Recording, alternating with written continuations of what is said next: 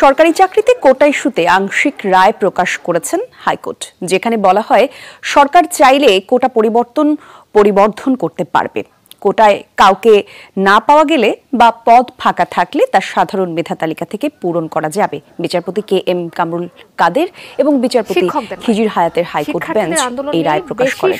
তবে এই রায়ের আপাতত কোনো কার্যকারিতা নাই। হাইকোর্ট একটা রায় দেয়, হাইকোর্টের রায় আমরা সবসময় সেটাই মেনে নেই, কিন্তু আমরা দেখলাম যে এখন কোটা বিরোধী আন্দোলন আবার গড়ে তোলার চেষ্টা হচ্ছে। ছেলেমেয়েরা লেখাপড়া বাদ দিয়ে এখন কোটা বিরোধী আন্দোলন করে, সেখানে মেয়েরাও করে।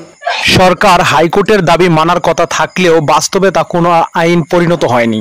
শিক্ষার্থীদেরকে নানানভাবে হুমকি এবং আইনের ভয় দেখাচ্ছেন সরকার বিভাগ।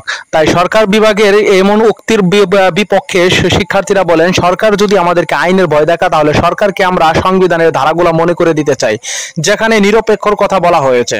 অবতর সরকারকে অবশ্যই সংবিধানের কথাগুলো মনে রাখতে হবে বলে দাবি জানান শিক্ষার্থীরা।